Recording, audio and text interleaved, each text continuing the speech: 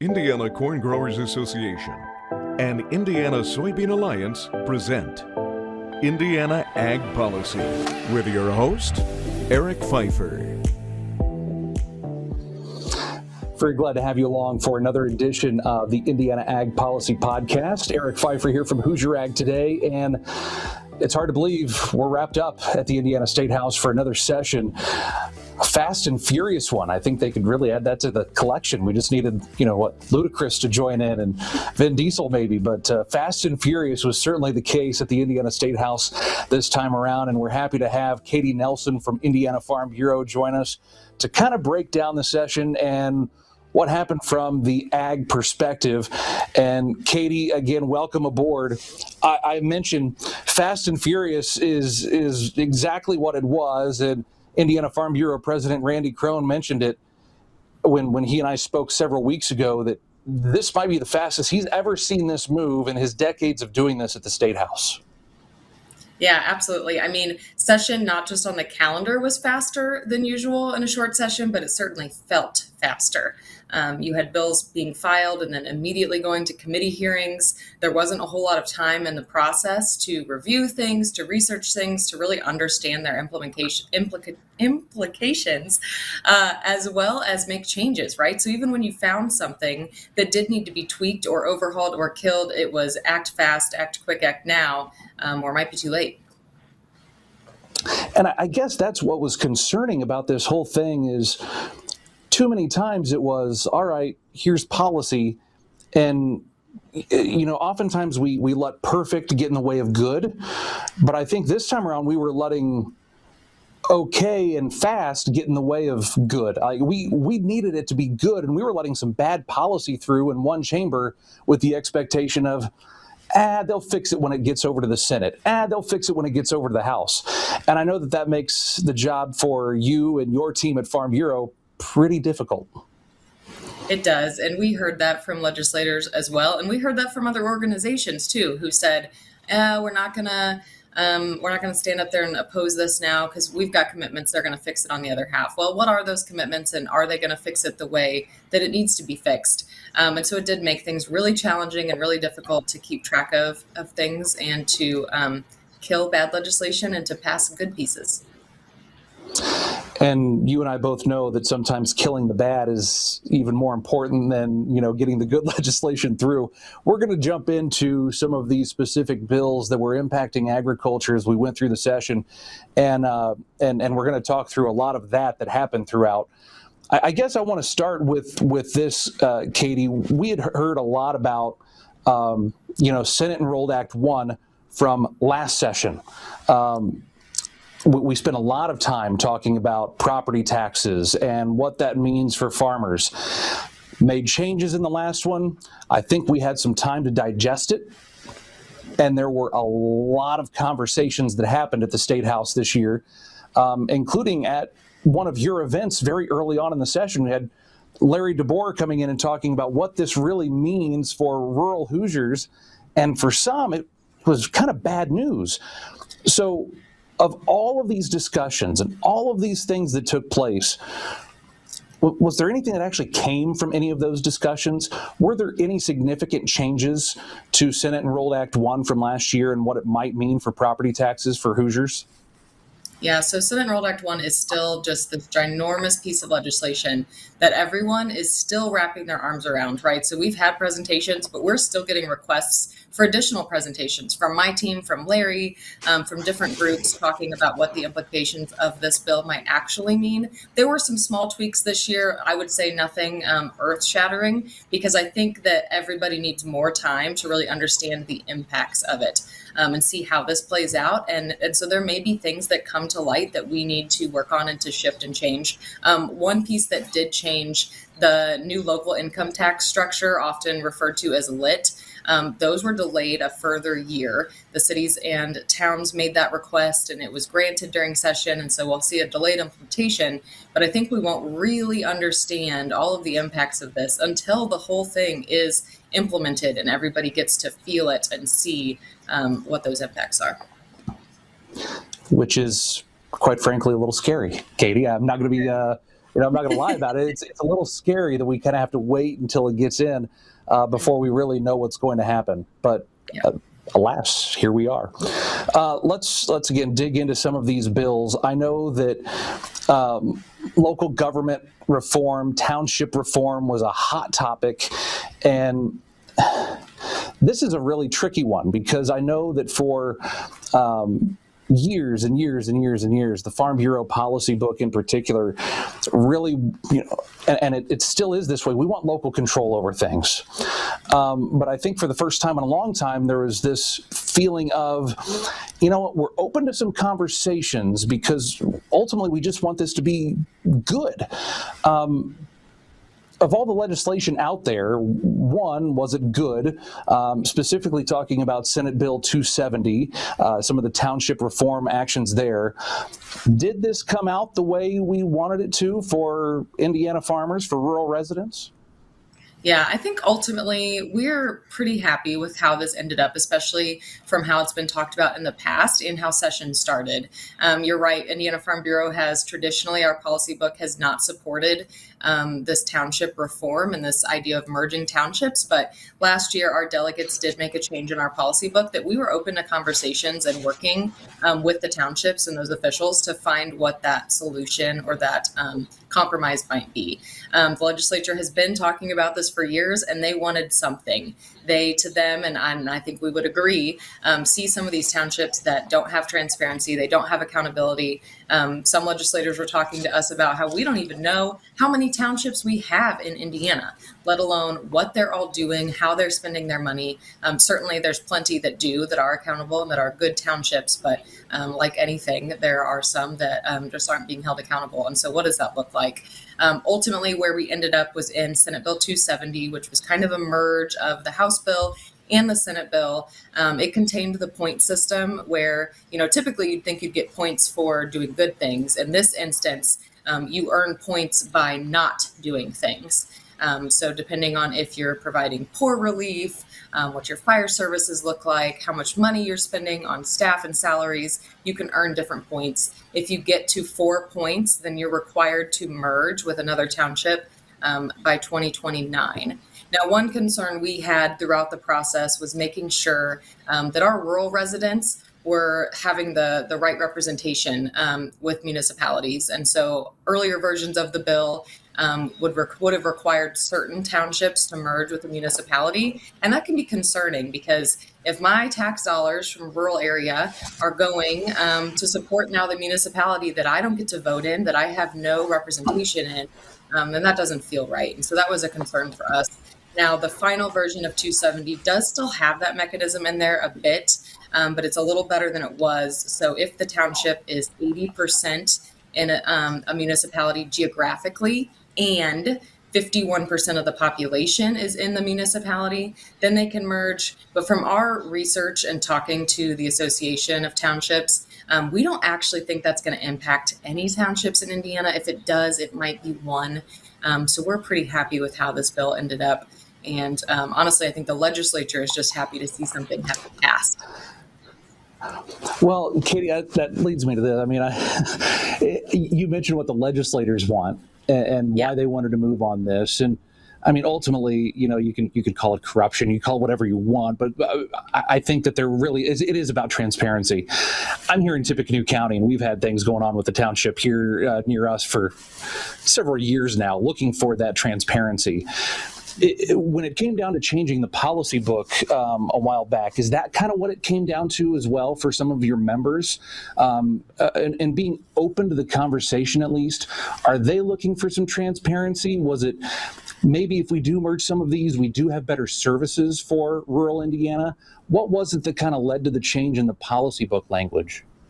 Yeah, I think all that's true. I think part of it is just wanting to be at the table. Our stance of saying we don't want township reform really kind of kept us out of some conversations, I think, and unintentionally. We want to be part of those conversations, and if it's going to happen, we want to make sure it happens the right way and the best way for our members. And so by saying that we wanted to talk about it and find that solution, that gave us some options to be able to represent our members in those conversations. And sometimes it becomes where an issue is a train that's not going to stop, right? And so you can't just stand in front of that train. You have to get on that train and help try to steer it in the right direction.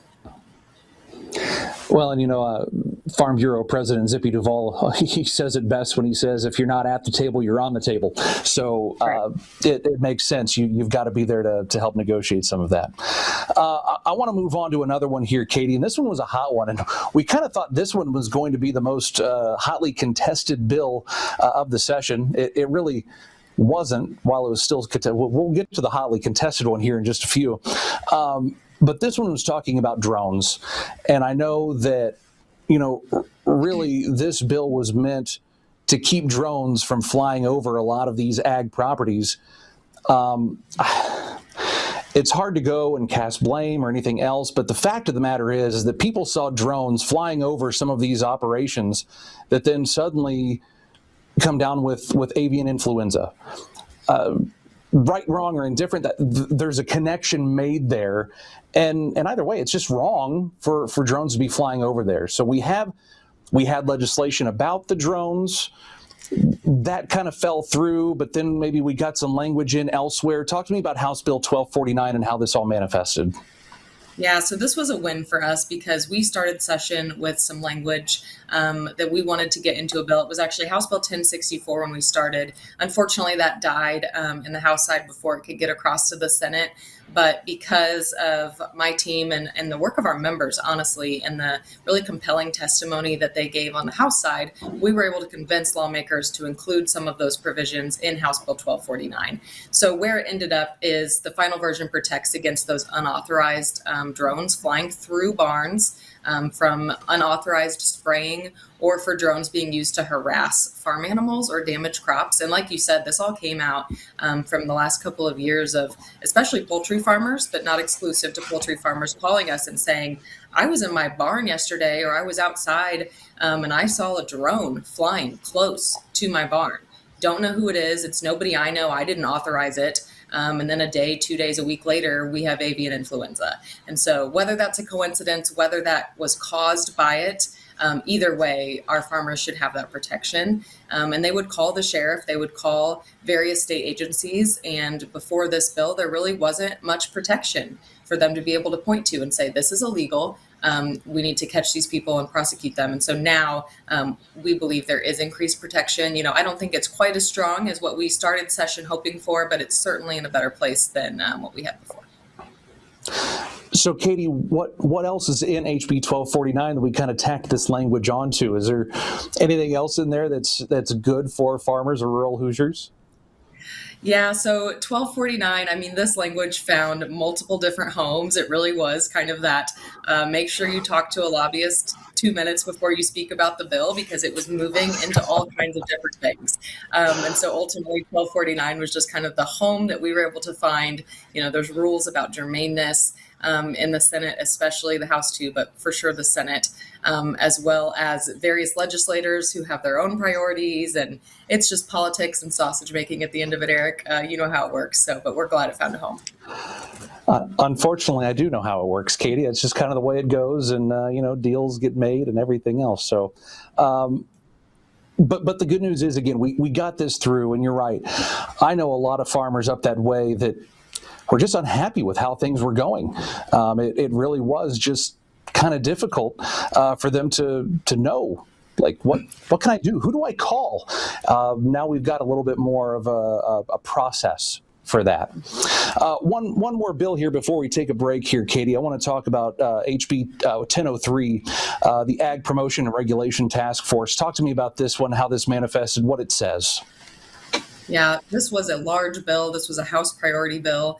You can tell that by the low number, right? 1003, 1001, 1002. Those are all going to be priority numbers for the House. And it was one of the last bills to officially pass at the end of session. It really got down to their self-imposed timeline wire of Friday.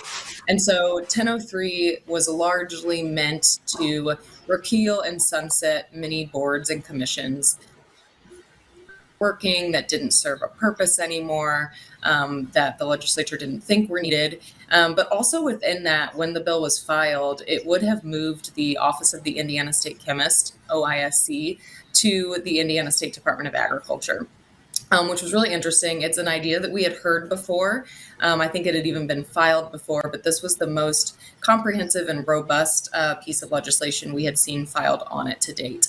And there was some concern with that. I mean, it's kind of two buckets. You have the question of should it move? And then you have the question of how. If you decide that it does need to move, how can we make sure that that's done in a way that's not going to harm our members and lessen any services that they're receiving right now? Because honestly, we're not hearing a ton of complaints from farmer members that their service from State Chemist is bad or needs altered or changed. Now, I think there's lots of other reasons why the legislature or the ag industry may end up deciding that it needs to move, but we want to make sure that that is something that is studied and reviewed and looked through and done thoughtfully. So we're really happy with how 1003 ended because right now it doesn't move any regulatory functions. Instead, it creates this agricultural promotion and regulation task force.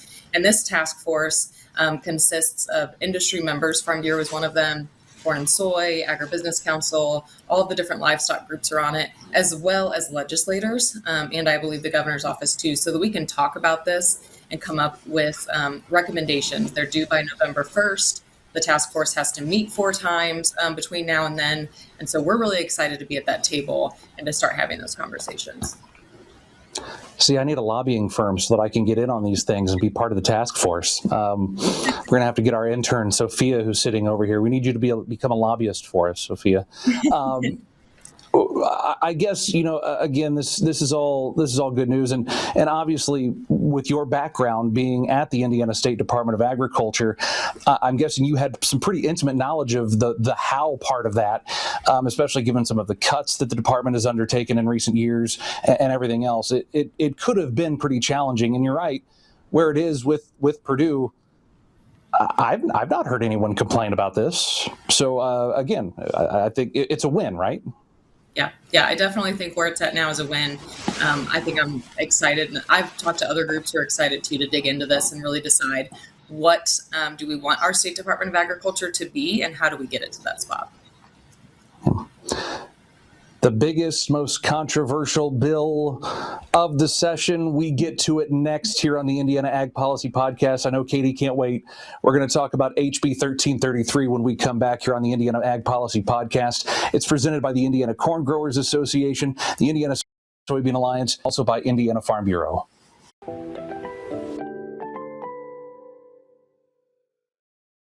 There is strength in numbers. That's why the Indiana Soybean Alliance membership and policy and Indiana Corn Growers Association need you. These organizations represent Indiana soybean and corn farmers on critical and regulatory issues affecting their industry. Along with support from the national organizations, National Corn Growers Association and American Soybean Association, the Indiana members help determine public policy positions on critical issues, including farm bills, trade policy, and ethanol and biodiesel legislation. Become a member of Indiana Soybean Alliance membership, Indiana Corn Growers Association, or both. Visit incornandsoy.org to select a membership. That's incornandsoy.org. At Indiana Farm Bureau, we serve tree farmers, goat farmers, and in fact, all farmers. With over 250,000 members, Indiana Farm Bureau represents a broad range of farmers and puts power in your collective voice. You also get advice from our subject matter experts, more affordable health plan options, and support for youth programs statewide. So whether you grow soybeans or strawberries, membership means you'll be heard. Become a member today at infb.org.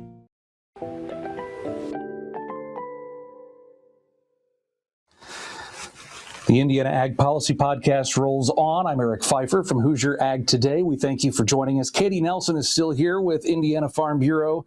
And Katie, House Bill 1333.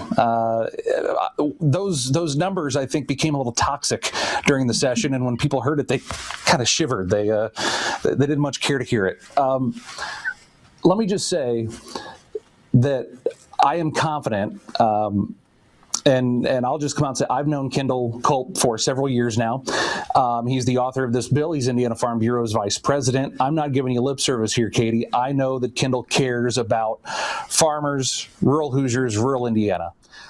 I take him at his word when he says this bill was filed with good intentions and meant to help protect Indiana's most valued farmland. And then other people got involved, other amendments were made, and this thing got away from us a little bit. Ultimately, this is one of the ones that we got struck down, and for good reason, I think. Take me through the process of 1333 from your standpoint, how it started versus how it ended. Yeah, absolutely. So this bill was filed with good intent. I know that, and our organization knows that Representative Culp was trying to balance preserving that prime farmland. It's something we hear about all of the time, about how many acres of farmland we've lost in Indiana and all of the development coming through. And I think anecdotally, we see it too, right? When you drive through your local communities and you see these warehouses going up, and renewable energy and data centers now is kind of the hot topic, you get concerned about where are those things being sited and how can we protect our prime farmland. And so Kendall's intent with this legislation really was to try to drive development and incentivize development onto that less viable ground. And unfortunately, it wasn't a great policy in the end because it did question local control. It really took local control out of the picture. And that is one of our key pillars. Local control of private property rights. Farm Bureau will always stand up for those two things. And so we were talking with the bill author, with Representative Culp early on about how do we do this. But while we were having those conversations, the bill got some other legs of its own that were unrelated to that policy idea of preserving farmland. We had some data center incentives go into the bill. You had some battery storage pieces go into the bill. And once those pieces went in, other legislators got in on it, and then it became something that they really wanted to push through.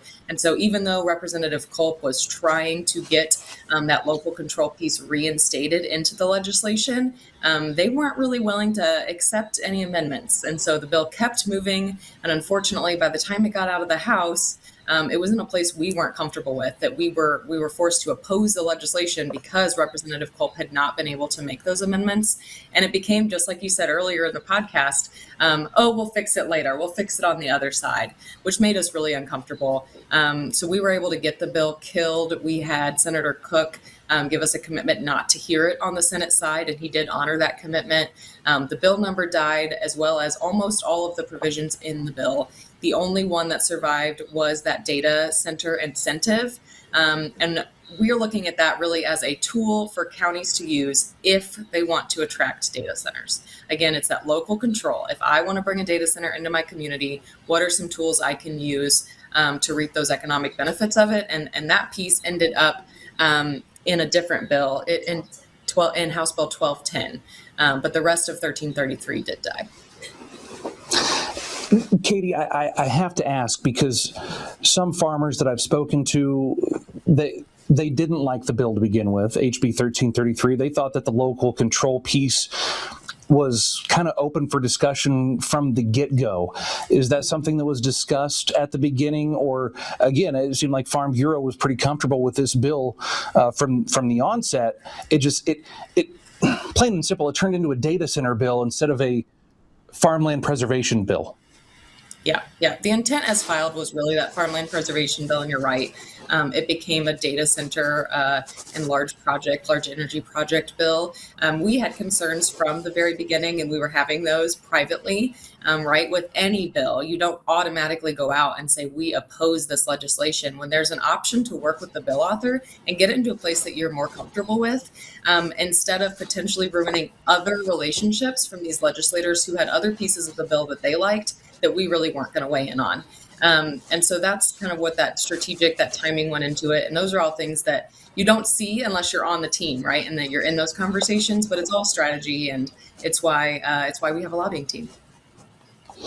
Well, and it's good to break some of that down on things like this, the Indiana Ag Policy Podcast, so that Farm Bureau members and other members, across the state that pay attention to farm policy know that these things are being paid attention to. They're being followed, and they've got a great team there at Farm Bureau looking to help with those. So 1333, it's out. That's good news as well. Another bill that I wanted to chat with. I know that our friends at Indiana Pork were really, really looking at this bill and were fighting hard against this bill. And I know that they were appreciative of Farm Bureau kind of stepping in and kind of helping a little bit with this bill. And that's House Bill 1137. This was a bill that they were talking about ingredients and processed foods. And it's hard when we have all these conversations. You can take all the MAHA stuff into account and everything else here, Katie, but ultimately we were just looking at ingredients and we weren't looking at the whole product. And this bill could have banned pork products that are good, solid foods for school students. We would have just flat out taken that out of schools. Talk to me about HB 1137 and where Farm Bureau's support came from on that. Yeah, so this bill was another great example of something moving so quickly through the process and legislators not understanding or having the education on what this bill really did and what it would mean.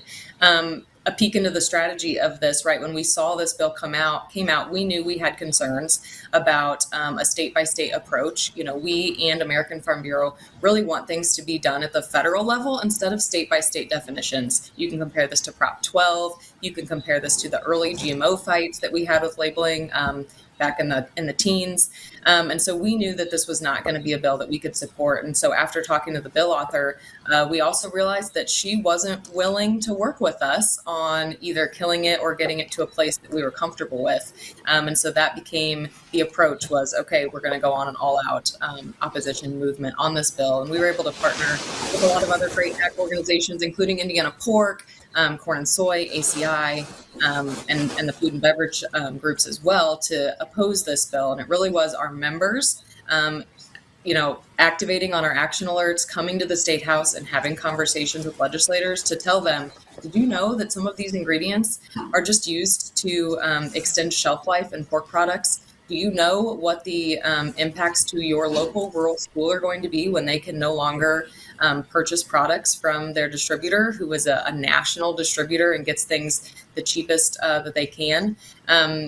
And thankfully, we were able to be successful in that. There were some last minute efforts from the author to get this bill into other bills. We were able to kill those. But at the same time, we know this isn't going away. This issue is happening in other states. It's looked at the federal level. And so it's something we're going to have to keep our eye on going forward.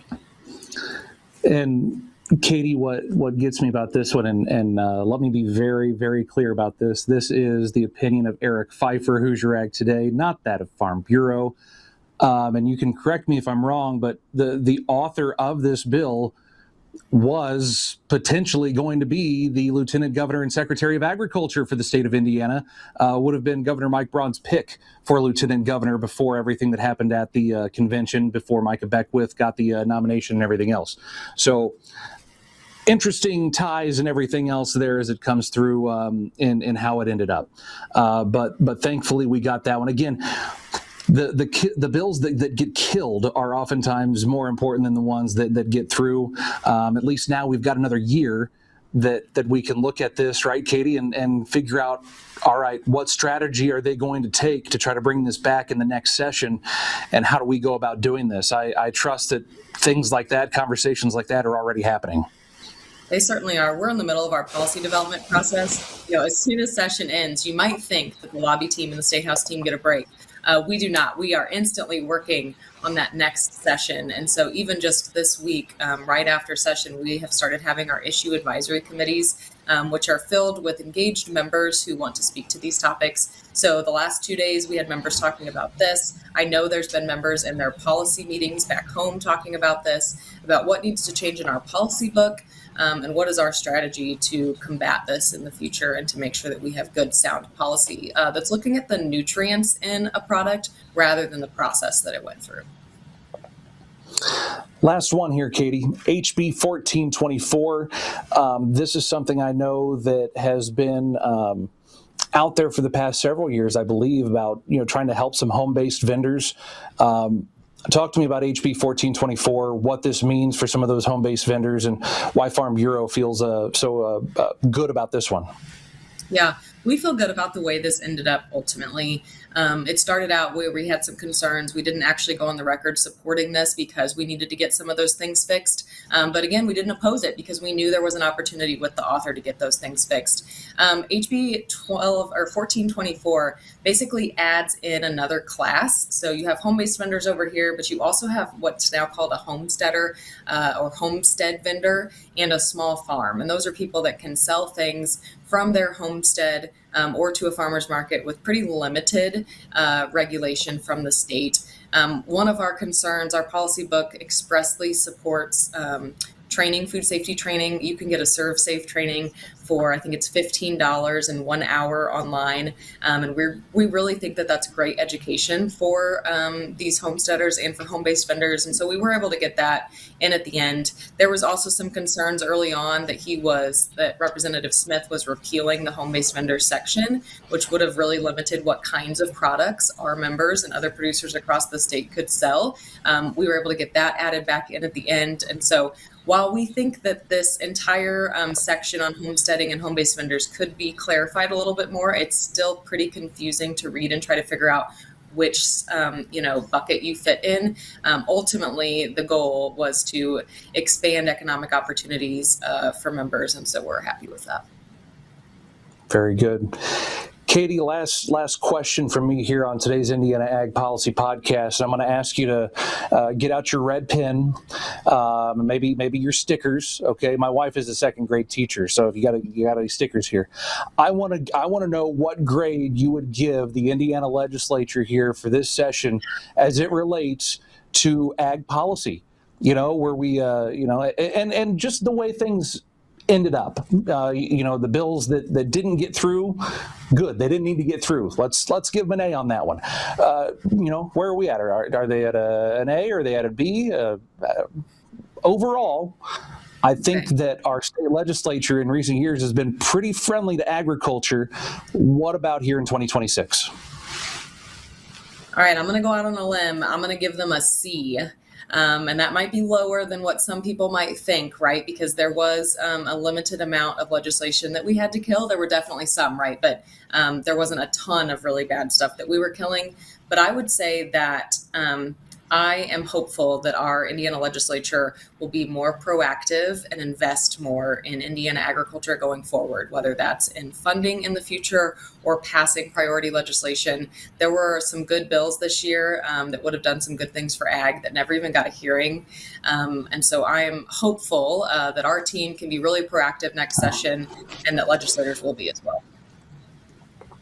I hear you. There were plenty of bills out there that I think could have helped places like the Indiana State Department of Agriculture, where you used to be. I think there were some bills out there that could have helped them that didn't get through, and a number of others. So I don't know. I'll be right there with you. Maybe I'll give them a B- so that I can get a few more legislators on my podcast. Katie Nelson, Indiana Farm Bureau Executive Director of Public Policy. Thank you for joining us today, and thank you for Indiana Farm Bureau's support of our policy podcast. Thank you, everyone. That wraps this one up. A great rundown of this year's Indiana legislative session. Katie Nelson, always a great guest here. And want to thank you for joining us here on today's Indiana Ag Policy Podcast.